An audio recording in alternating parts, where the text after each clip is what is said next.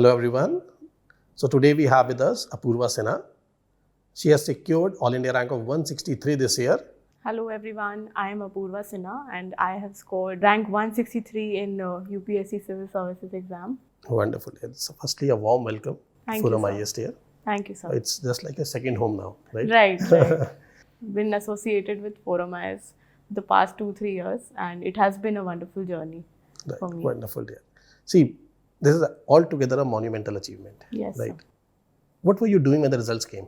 Sir, I just finished my examination of Masters the day before, and like all other college students, I was also very sleep deprived. Right. So I was spending the day sleeping right before my results. But yes, the last 2 hours, like all other students who had given the exam, I was tensed and anxious of what is to come. And every moment checking some social media website or some channel. And that is how I spent the last 2 hours. So this rank of 163, was it on expected lines? So considering the fact that I was doing my masters also, I was just hoping to get selected, but this rank is something that was beyond that I was expecting, and just to be a part of this holy PDF is an experience of its own. Oh, wonderful. Okay, tell me something, in very briefly about your educational experience. So I have completed my class 10th and 12th from St. Joseph's Convent in Bhopal. From then on, I went to pursue history honors from Miranda House University of Delhi. And I took a year or two gap for preparing for Civil Services exam. And then that got eventually delayed because of the COVID. And in 2021, I started my master's in history from Delhi University again, and that I just finished this month on the 22nd of May, and now I am a postgraduate as well. Very nice. Okay, so this year we have seen a lot of candidates getting selected from Delhi University. Right, sir. Why so? Sir, I think it has to do with the kind of education that we have been receiving. The professors in DU, they work really hard.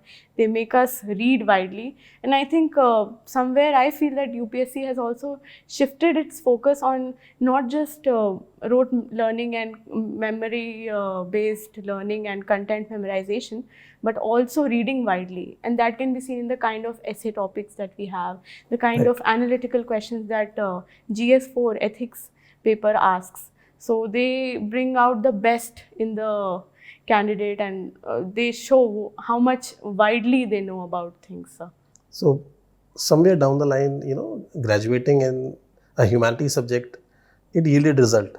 Sir, in my case, I would say yes, it did, because my optional was also history, and I have been pursuing history academically also, sir. Oh, wonderful. This is so nice. So, when it comes to stages of civil services, which stage, did you consider yes, it is the toughest one? Prelims, mains, or interviews? Sir, I believe because it was my second attempt, so prelims had been something that I had been preparing since my first attempt. But mains was the most mentally challenging part. It's physically draining also to give exams 3 days in a row. And towards the end, I also felt like that even I am falling sick. So I had to take my multivitamins and all energy drinks so that I stay sustained for this GS paper 4. That is after, I believe, 4 examinations back to back. And so, sir, I feel that mains is the toughest part. Okay, so since prelims is down the line now, what's your experience regarding prelims? What special you did? Like, for example, in the last attempt, you failed in prelims itself. Yes. What went wrong that time and what went right this time? So prelims is something that one doesn't understand the nature. So that is why many and most of us fail in the first selection test or the prelims itself. So in my first attempt, I was ignoring the basics that are to be done. I did not write too many tests on time. I did not revise multiple times. I was slightly sure of my own optional subject and its prelims part, that I am a history student, so I'll probably do history well in prelims. But I had to bow down before UPSC when I could not do history questions well in the prelims. So I took that upon myself and prepared well, especially on the static area. that even if current affairs goes up and down, I have to get my static questions right. So. Very nice. So, you wrote SFG rigorously, right? Yes, sir. I was part of 2021 SFG as well as 22 SFG. And how did it help?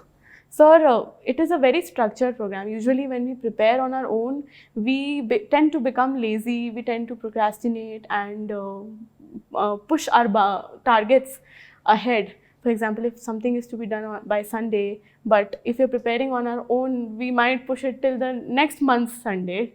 So, but SFG is not like that. Firstly, it is a very time-bound program, so the test has to be given between 7 and 8. Otherwise, one misses the test, and it brings a sense of disappointment if you miss the test. And secondly, the subject syllabus is also very time-bound, that this much has to be covered within this day, and within 15 days, polity will be done, within 15 days, economy. So one is always on their toes. And especially the current affairs revision part is very intense. So one has to revise a month's current affairs in 2 days or 3 days maximum. And then the chance goes away. Otherwise, we'll keep studying those magazines or newspapers for hours and hours at stretch. So that is one thing. So it was more or less a structured approach you followed this time, right? Very structured approach, yes. Keeping a close eye on your preparation, how it's going on. Right, sir. Wonderful. So, when it comes to prelims, how did you maintain that level of accuracy? Because nowadays, if you see, the questions are framed in such a manner that you cannot, what we used to apply elimination techniques, right? One line, two line. How you dodge that? So, once one gives tests and all, so one gets to know of the correct, incorrect ratio, and it is, or by and large, by every test, it is the same only. Maybe if one gets 25 wrong, in another test, you might get 23 wrong. In some other tough test, you might get 28 wrong. But for me, for example, this was the range that, this was the number of wrong questions. So I decided to improve on my accuracy, that okay, if 25 is the average, I'll try to bring it down to 22, 21. This is how I focused with my revision and revision of the solutions itself that the test series gives. Right. And one more thing, that even despite all of your statistics and your methods, UPSC is very unpredictable. So in my case also in 2022, I always had this statistic that I'll give around 85 to 90 questions. But in the actual exam, I assessed on the ground that elimination is not possible. So on that very day, I made only 81 attempts. Oh. And I focused on my accuracy. So that call has to be taken, and that is what makes... So what's your comfortable zone? People have a threshold that I won't go beyond these number of questions. So mine was 90 questions, not beyond 90 questions, because 10 questions I knew that if I do them, then it will end up in a negative. So. Okay, so when it comes to, attempting question paper, how do you do that? Like for example, in 2 iterations or 3 iterations? So sir, I followed a very hybrid approach in this matter. I had the strategy of at least 2 iterations, but my first iteration was around 1 hour long. In that, I used to maximize on the accuracy. I used to reach around 75-80 questions by 1 hour, but most of them would be correct if I know about them, and right. I would leave the dubious ones to the second iteration, and in the next 15-20 minutes I would cover the rest 20 questions and then go again for a second iteration where I know at least 2 options and I can take the call for elimination. And there was another approach. Usually UPSC also plays mental tricks on us. So in some sets the initial questions are very tough or based on a subject on which we are not strong enough. So I used to skip pages and attempt questions or one-liner questions in between, and then go to the end again. So by the time I'm towards the end of the page, I have attempted 5 or 6 questions just by looking at them once, and then I go to the comfortable zones, for example, polity or history, and then I attempt them. Yes, I tended to hop. Oh, wonderful. Okay, so since you graduated from a humanities domain, yes. Was CSAT a challenge? So definitely, I was one of those students who did not give or take maths in my 11th and 12th, and I used to celebrate the completion of mathematics till class 10th. So when I had to study for CSAT initially, and I saw peers among who are solving questions in like 5 seconds or just know the answer by looking at the question, and I am beginning to understand what the question is even asking. So that was a challenge, but I took it upon myself. Then throughout my preparation since 2019, I used to do CSAT 1 hour every day. That was not 100% consistent, but I tried to It do should that be regular enough, right? Right, and try to finish all the topics, for example, fractions, averages, percentage. So as a person who is not very good at maths, so this strategy So how many worked. attempts did we make in CSAT, if you remember? Sir, in my both first and second attempts, I did clear CSAT, and I, being a humanities student, I did rely on the passage section more. But my range was 52 to 55 questions, but doing all of them, the maths questions, with high accuracy, sir. Okay, so generally nowadays, UPSC declare the result within 20 days itself. How did you utilize that span of time? Yes, sir. I had this masters also going on, and in that particular year, world history was the focus. So doing that, I decided to pursue my optional and complete my optional syllabus first. So I went for paper 2 of history, that was modern history and world history, and I tried to finish that within those 20 days, along with some ethics case studies. And rest, we all know that everybody is very anxious. It's very difficult to study in those 20 days, but this is how I... After the declaration of prelims result, so did we follow the structured, approach? For example, weekly timetable, monthly timetable, or daily timetable? Did we follow that? Sir, I did in my case because my master's was also going on, so I had to really make efficient use of the time that I had. So I had to plan things that this week GS1 or this week particular week IR section has to be done, and even if I was not able to complete all my tests, but I used to make sure that the syllabus part completion should happen within that time frame. So. Okay, so coming to the mains part, starting with a very basic question, which pen did you use? Sir, I did not know about pen fascination till I came to Delhi, and but yes, it is slightly a thing.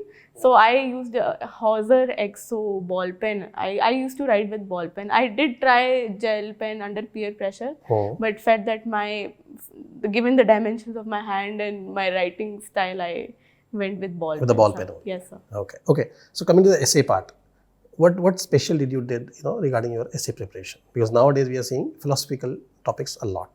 Yes, sir.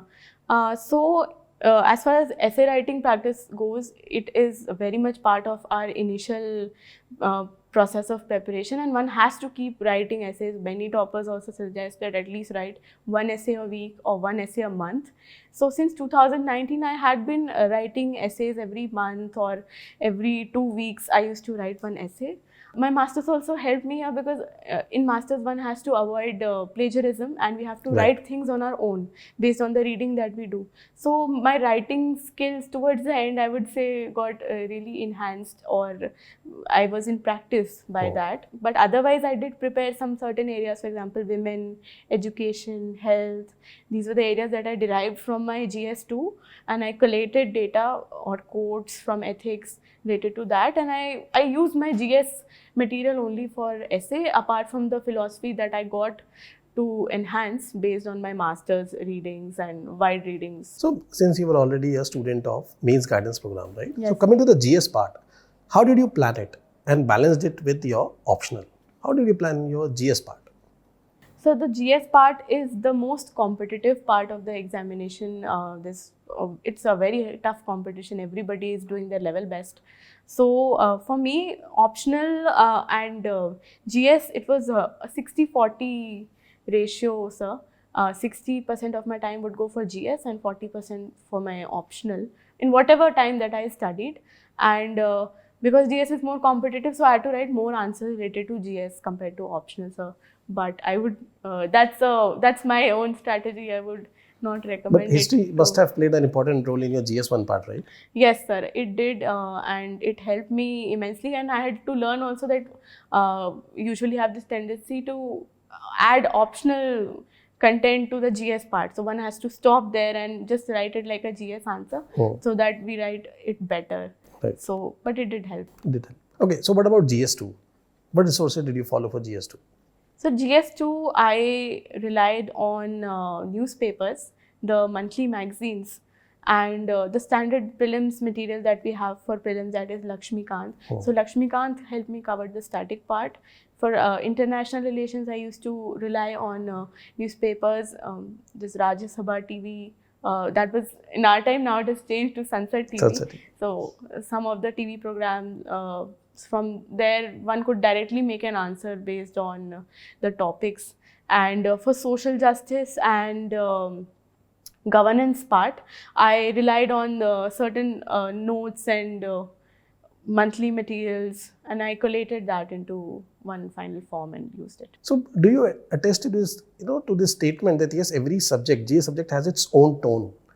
Right? Yes, sir. For example, in GS2, we are supposed to write a lot of articles, committees, cases, judgments, reports.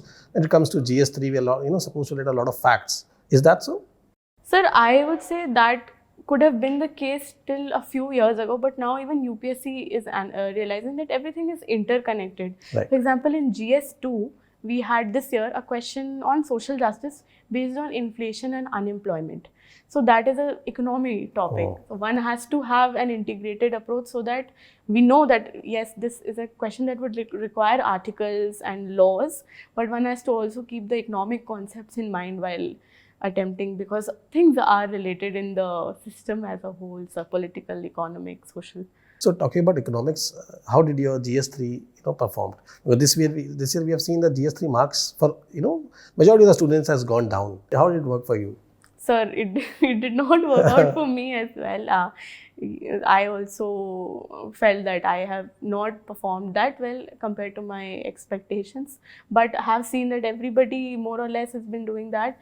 So maybe collectively as aspirants whole, we have to see what we are doing wrong, that the evaluators are not finding our answers sufficient enough. The mentors, the aspirants themselves, we have to deeply look at those questions again and understand what exactly was the demand and how did we go wrong, and maybe introspect and come out better in the next. Right. So, importance of maps and diagrams. Is that so? So, maps and diagrams are very, very important, not only for prelims. For prelims, every year there are 2 or 3 questions based directly on map, and most of us aspirants, as we know that we have a map stuck right in front of our wall, and we still fail to look at it and end up missing out on those questions in prelims or end up doing them wrong. But maps are important for prelims and mains also for value addition to our own content. In geography, if there's a question, one has to use maps if it is possible. For example, on rubber plantation, we had a question. Right. So one can simply depict that in the form of rubber plantation countries across the world. That would give another edge to the aspirants who are attempting that question. So, and in other questions also where the examiner might not even be expecting a map. If there's a map and that falls in place and is relevant to the question. Right. So it adds a value to your answer. Yes. Okay, so apart from the core subjects, coming to the peripheral subject, for example, we have in paper 1 we have society, and in paper 2 also we have social justice, and paper 3 internal security and environment and all. How did you manage that? Did you make notes on these or just refer to some ready-made materials? Sir, I did make notes in my first attempt, and I supplemented them over time with the ready-made materials. If there was something new, for example, environment, so many treaties and new conference of party meetings were happening and very important outcomes were coming out. So I added them, but I made digital notes out of all these topics, small, crisp notes, so that they're easy for revision towards the end. Okay. Any special thing regarding GS4 which you did specifically? So GS4, I specifically divided the subject into the units that have been given, and I used to write exclusively many questions on those units. Obviously ethics tests, part of test series are important, but one needs to answer at least 10 or 15 questions related to attitude itself, so that the scope of attitude, for example, is one of the second unit of the GS4 syllabus. So if 10 or 15 questions related to that would be answered, so the scope has been expanded. Now UPSC can give many types of questions on attitude, but somehow your coverage would be there. with respect to that topic. And obviously the case study practice has to be there. And for GS4, I feel because of this year's trend, time management is also very important, because Right. now the questions are very long and very tough to understand in one go.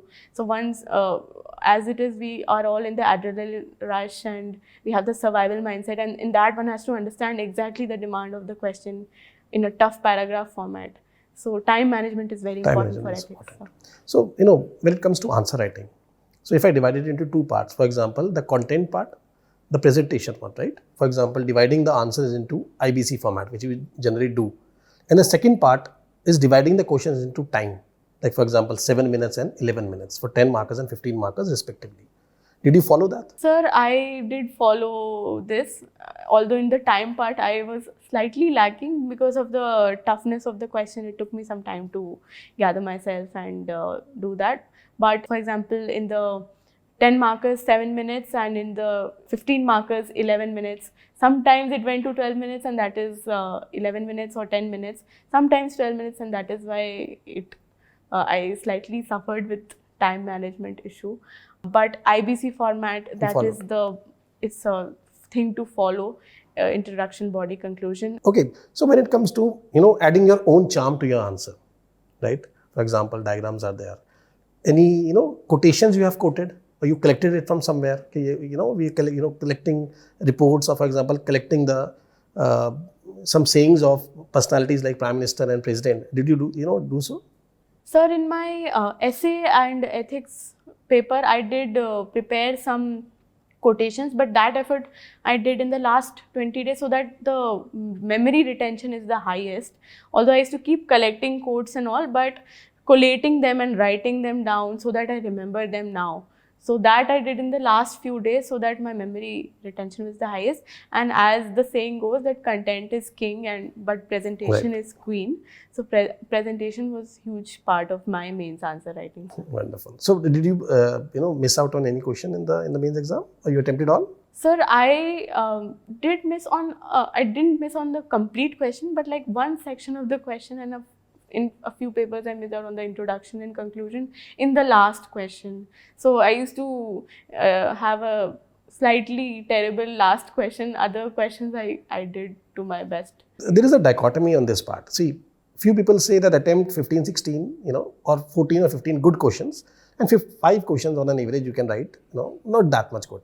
But the other part says that you write every question on an average line, which you adhere to. Sir, considering the kind of success, I would say that a mixture of both is important. Quality is important, but one has to finish the task on time. After all, that is the demand of the governance, right? Any project has to be completed. So for our duty as an aspirant who's coming for the exam, we have to complete the paper. So that is my call on that. I did miss out on a few parts of the question, and I think I did suffer on the marks also a bit because of that. Right. Okay. So when it comes to answer writing in ethics specifically, how did you attempt the paper? Part A first or part B first? My strategy, sir, was attempting case studies first and then going to the 10 markers. That is how I approached. So you attempted case studies first? Yes, sir. And on an average, how much time for each case study? So case study, it was 12 minutes was the main timeline, but sometimes some case study would take 11 minutes only, but on the other hand, some case study with a huge paragraph or a huge case to read would take around 13-14 minutes, but one had to maneuver and adjust according to that time. So. Okay. So when it comes to mains also, you refer to red books also? Sir, I did read Red Book on environment and certain sections from the Red Book of Science and Technology. For example, there was one area on contribution of Indians to science. So it helped me in my optional paper because a question related to that was there. Okay, so there are certain myths, right? It's a very difficult exam. Yes or no? Sir, it is a very difficult exam. It takes toll on you mentally and physically, sir. Okay, so multiple attempts are needed? Sir, I believe if one is able to focus and give a wholehearted, committed attempt with all the right things, although there's no right definition of right, but the standard things that all toppers have been saying, that doing the standard books, revising multiple times, writing answers. So I think one will complete this exam in one attempt, and max to max 2 attempts if there are other factors that go wrong. That could be anything, health or any social event in the life. So only students, graduating from institutes of national importance, only they can crack it. No, sir, as we have seen in this list that has come out just a few days before, so many people from other areas have also cracked the exam, sir. So, for example, your English is not good. Can you crack it? So definitely one can crack it if one has that motivation within themselves that they have to improve. They don't have to speak the most flariest of the languages, but if they have the conviction within themselves that I have to speak something in a simple and as easy to understand as possible, I think UPSC rewards that, sir. So you just need to put your down thoughts on a piece of paper, right? Yes, sir. And one can definitely, if we read so many newspapers, articles, eventually our grammar and vocabulary improves. But it is up to us whether we want to let our spelling and grammar mistakes be or improve based on what we are reading every day, sir. Okay, regarding your interview preparation, how it go about? So, sir, since I had a slightly shaky mains, so I was very, very scared, and for my interview preparation, I wanted to go full throttle so that I make up for all the loss that has been there in mains. Starting from my DAFs preparation, I went keyword by keyword and started reading about it along with monthly revision of current affairs and also newspapers. As Ayush had also asked us to read multiple papers, I also used to read the Hindu and the Indian Express. Both these newspapers I used to cover. It used to take a lot of time, but it gave me mental satisfaction when my interview was done. Although it was not based a lot on current affairs, but it was based on my optional and my masters, and since I was doing my masters, so I had a lot to say and speak, and even the panel members, they wanted to hear my opinion, because at places I was giving opinions of other scholars, so they would stop me. No, you give me your opinion, what do you think about this? So in order to kind of pressurize me, but I stuck to my conviction and ground, and I told them what I believe, and I think. So you prepared rigorously for the interviews, right? Yes, sir. So you were already a part of IGP interview guidance program also. How did you compare that, the mocks and the real interview? Was it a bit different? No one mock can replicate the actual interview, but a combination of some aspects from mocks can replicate for example, some mocks will ask you a lot of current affairs. Some mocks will ask for women candidates. There are a lot of gender issues being asked. Environment issues. Some mocks ask on your optional and your academic background. So combination of that works out in the actual interview. But yes, again, there's nothing to compare with the actual interview. The seriousness of that entire building itself, and once you enter and once you see the members in front of your eyes. But sometimes we get negative, feedbacks in the mocks, and we take it to heart. Sir, I was also one of those candidates. Initially, I used to take it to heart if they would tell me that, oh, you're not able to remember this basic thing, oh, you should do better. And a lot of feedback was also given on my verbosity, that I speak a lot. But I was true to myself. I said that if I cut my words a bit, then my personality wouldn't come out, or whatever I have to say. I did shorten and crisp my answers, but I kept my natural flow, sir. So any few instances you recall regarding your interview? Sir, since I'm a history student, I was asked a lot of questions on history. So in one of the instances, I was asked, what do you think is the most controversial area in history? So I gave my stance. So the honorable member, they said, but this is relevant in present times. In actual, so many debates are there in this a particular phase of history. So what do you think now? So I felt like her points were convincing enough, but had I taken her opinion, that would have shown that I am not a person of conviction and I can change or flip-flop immediately. So I stuck to my ground and I said, ma'am, I would continue to maintain this proposition that this is my opinion. And so you need to, maintain integrity and, you just stick to your personality at that time. Yes. Okay. So see, the prelims is down the line now, right? Any few tips you would like to give to the, the future aspirants? My tips would be to revise, revise, and revise, and stay calm. Have faith in yourself. This is just an exam. One should not make it their whole life that this exam is my identity itself.